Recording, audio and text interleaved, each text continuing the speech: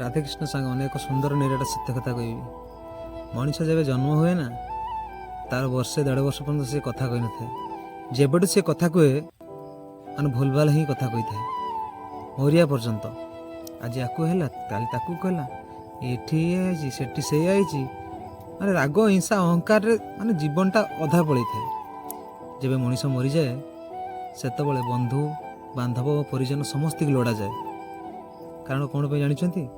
କାରଣ ସମସ୍ତ ମନରେ ମାନେ ଅହଙ୍କାର ନଥିବ, ରାଗ ନଥିବ। ସମସ୍ତେ ଆମେ ଗୋଟେ ମା ପେଟରେ ରହି ଏ ଶୁଦ୍ଧ ଘରଟିରେ ଆମେ ପାଳନ କରିବା, ମାନେ ଇଏ ଭାବିଥାନ୍ତି। ଏ ଶୁଦ୍ଧ ଘରଟି ସବୁ ସାଙ୍ଗସାଥି ଯେତେ ରାଗ ହିଂସା ଥାଉ ନା କାହିଁକି, ମାନେ ଧଳା କଲର୍ର ଡ୍ରେସ୍, ମାନେ ଯେମିତି ପରିଷ୍କାର।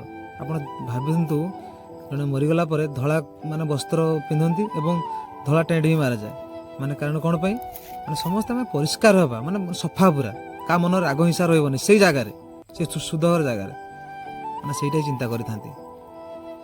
ଠିକ୍ କହିଛି ନା ଭାଇମାନେ? ଆପଣ ଜଣେଇବେ। ଜୟ ଜଗନ୍ନାଥ।